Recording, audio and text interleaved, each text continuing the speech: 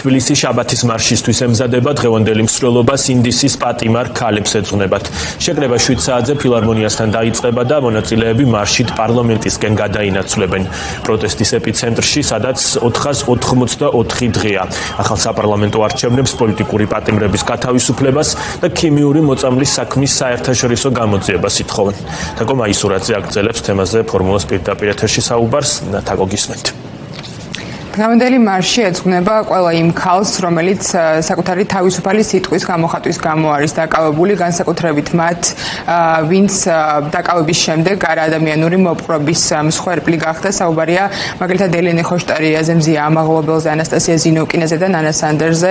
ელენე ხოშტარია ახლა კლინიკაში იმყოფება თავის ჯანმრთელობის მდგომარეობის გამო, ციხეში გაუარესდა მისი ჯანმრთელობის მდგომარეობა, ასევე ნანა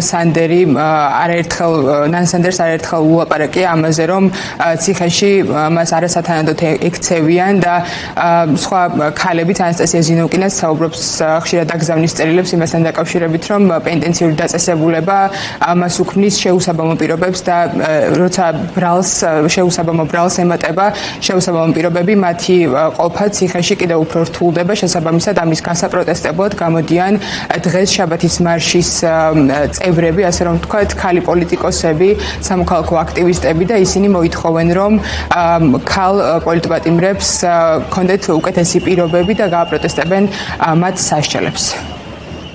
თავარი მოთხოვნა არის თავისუფლება ქალ სინდისის პატიმრებს, ვინაიდან მოგეხსენებათ, რომ ივანიშვილის რეჟიმი განსაკუთრებული სისასტიკით უსწორდება ქალ პატიმრებს. ყველა ამ ქალბატონს აქვს ჯანმრთელობის ძალიან სერიოზული პრობლემები და რეჟიმი მაქსიმალურად ცდილობს, რომ არათუ შეუმსუბუქოს, ასე ვთქვათ, ეს მათი მდგომარეობა, არამედ ეს იყენებს ერთგვარ იარაღადაც იმისათვის, რომ ეს ამ ადამიანებზე ზეწოლა მოახდინოს და გატეხოს ისინი.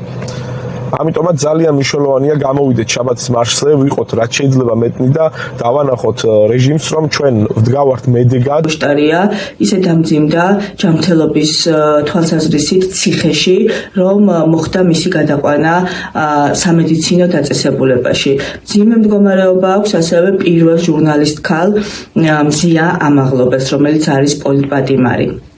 ასევე აქტივისტებს თუ საქართველოს მოქალაქეებს, რომლებიც აბსოლუტურად უსაფუძვლოდ, მხოლოდ იმიტომ, რომ ისინი იბრძვიან ამ ქვეყნის თავისუფლებისთვის სხედან ციხეში სისხლის სამართლებრივი წესით.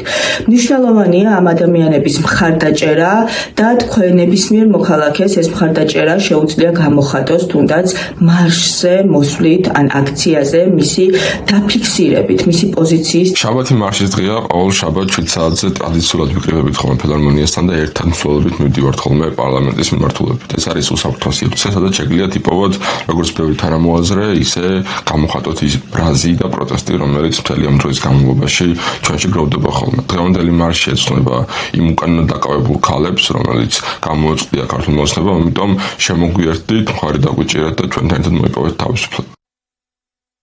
როგორც მოვისმინეთ, სამოქალაქო აქტივისტები, პოლიტიკოსები მოუწოდებენ მოქალაქეებს, რომ მათ შეუერთდნენ და ფილარმონიიდან დაიძრან მათთან ერთად საპროტესტო მარშით.